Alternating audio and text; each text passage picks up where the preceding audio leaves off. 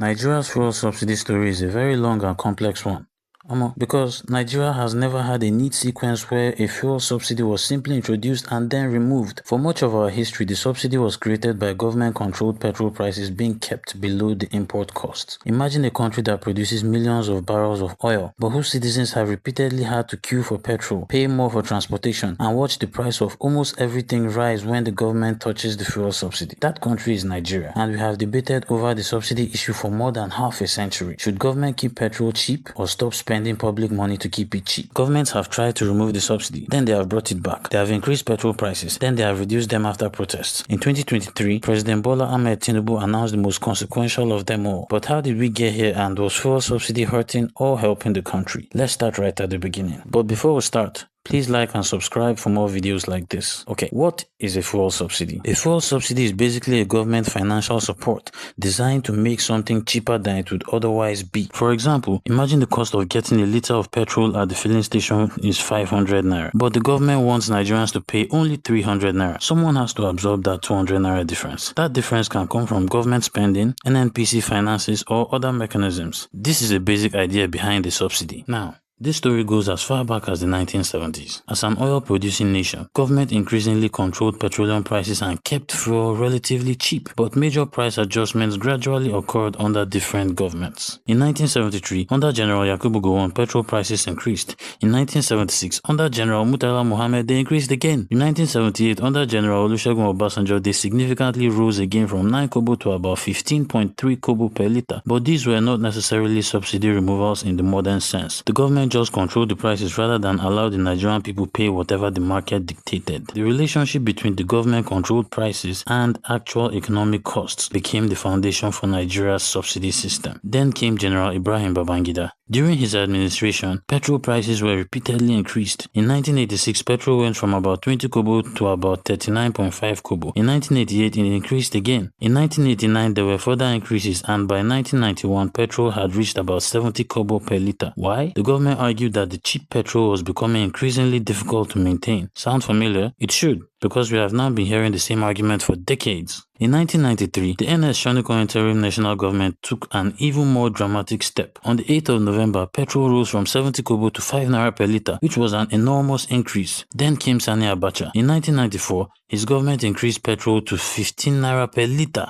Mass opposition followed and the government reduced it to 11 naira per liter. In 1998, General Abdulsalami Abubakar increased petrol to 25 naira per liter, but after protests, the price was reduced to 20 naira per liter in January 1999. Then Nigeria returned to civilian democratic rule. Many Nigerians expected life to become easier. Instead, the subsidy debate became even more explosive as President Olusegun Obasanjo's government repeatedly attempted to reduce the government's burden from fuel subsidies. In 2000, petrol went from 20 naira to 30 naira per liter. Mass protests followed. The government reduced the price to 25 naira, then days later reduced it again to 22 naira. In 2002, petrol increased to around 26 naira. In 2003, there were further increases, including an increase to around 40 naira, followed by partial reversals, and in 2004, petrol prices rose again. By 2005, petrol was 65 naira, and by 2007, it had reached about 75 naira per liter. Then President Umaru Musa Yar'Adua came to office, and one of the first things his administration did was reduce the price of petrol. After petrol had reached about 70 to 75 naira under President Olusegun Obasanjo, Yar'Adua brought it back to 65 naira. Then came President Goodluck Jonathan, and on January 1st, his government announced a full withdrawal of petrol subsidy. Petrol jumped from 65 naira to approximately 141 naira per liter. This time, Nigerians erupted. The Occupy Nigeria protest became one of the largest demonstrations against economic policy in modern Nigerian history. Workers went on strike, businesses were affected, transport costs exploded. The country was effectively brought to a standstill, and Jonathan's government eventually backed down. The price was eventually reduced to 97 naira and later again reduced to 87 naira. Then came President Muhammad Buhari. In 2015, petrol was reduced to about 87 naira per liter. In 2016, after major foreign exchange and oil market pressures, petrol rose dramatically to about 145 naira. Fast forward to the Tinubu administration. On May 29, 2023, President Bola Ahmed Tinubu gave his inaugural speech, which contained a sentence that changed Nigeria's economy in ways never seen before. Fuel subsidy is gone. Period.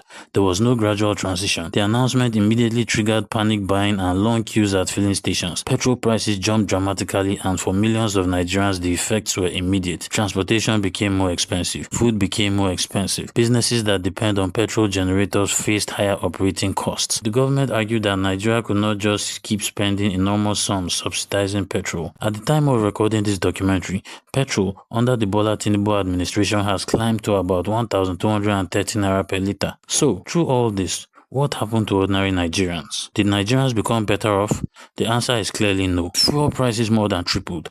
Transport costs surged. Food prices rose because almost everything in Nigeria has a transportation component. Farmers pay to transport crops, traders pay to move goods, workers pay to get to work, manufacturers pay for energy, small businesses using petrol generators pay more to operate, and ordinary families feel all of this at the checkout or point of payment whenever they buy. So, what did Nigeria gain? Well, the government would argue that fiscal space was gained. This implies that money that was previously used to keep petrol cheap could be theoretically used for infrastructure, healthcare, education, debt reduction, etc., etc. Now, is fuel subsidy removal in the best interest of our country, Nigeria? I'll let you decide. Please let us know what you think in the comment section, and don't forget to like and subscribe for more. Thank you.